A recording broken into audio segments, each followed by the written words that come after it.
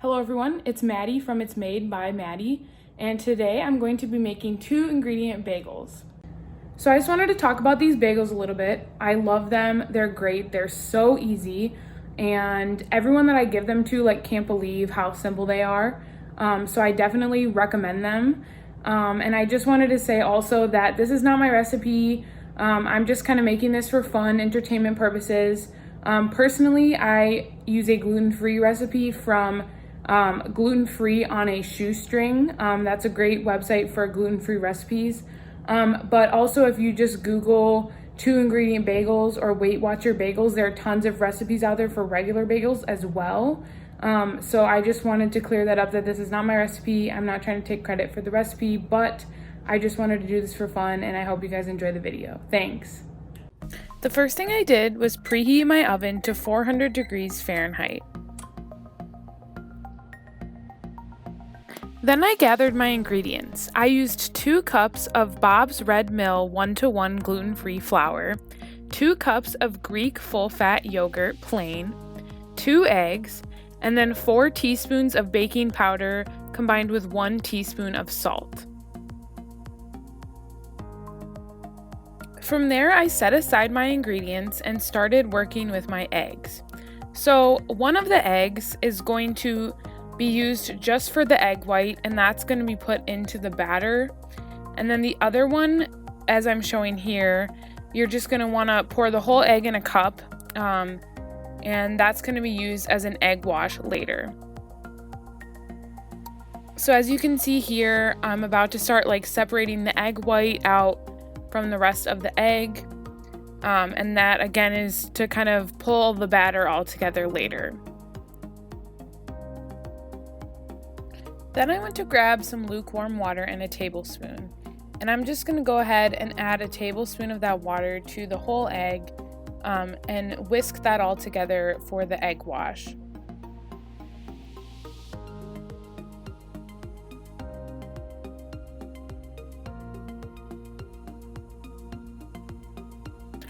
Once both of my eggs were ready for their respective parts of the recipe, I grabbed a giant bowl, and I put in that bowl the flour and also the baking powder and salt mixture.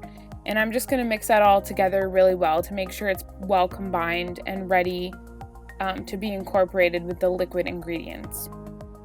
Then I went in with my yogurt and just put all of that in the flour mixture. And I didn't have a great spatula to do that, so I didn't quite get the bowl clean, but that's okay. And then I'm just using the tools that I had to incorporate the yogurt into the flour mixture, and then finally going in with my hands to kind of knead the dough a little bit. I didn't want to overwork it too much, but just to get it well incorporated. Finally, I'm putting that egg white in just to pull it all together at the end.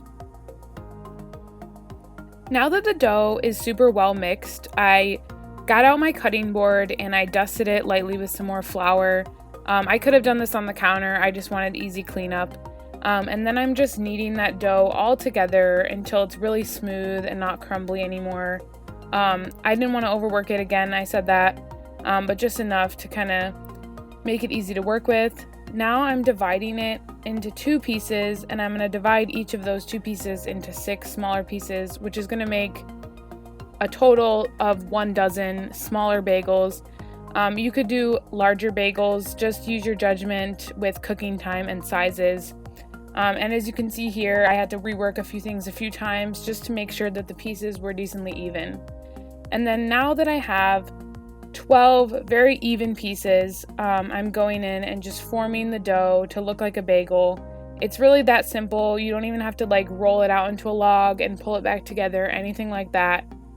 Just kind of make those little patties out of the dough balls and then punch the holes in them and put them on a parchment lined pan.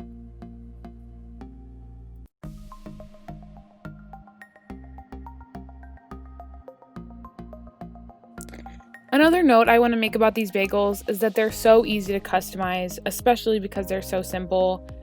These of course are just plain bagels, and you'll see in a minute what I top them with, but you could really put any spice or seasoning on the top that you would like, or you could even incorporate cinnamon and raisins or other things into the dough as you're working.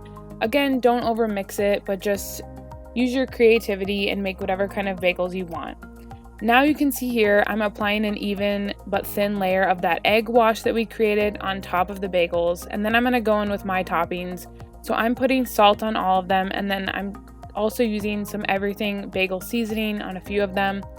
And now they're gonna go into that preheated oven for about 22 minutes, and I rotated the pan once. And as you can see here, there are these beautiful golden bagels, and we really enjoyed them. They're just absolutely so delicious. Now that we've finished this recipe, my brother is here and we're gonna try the bagels. So let's go.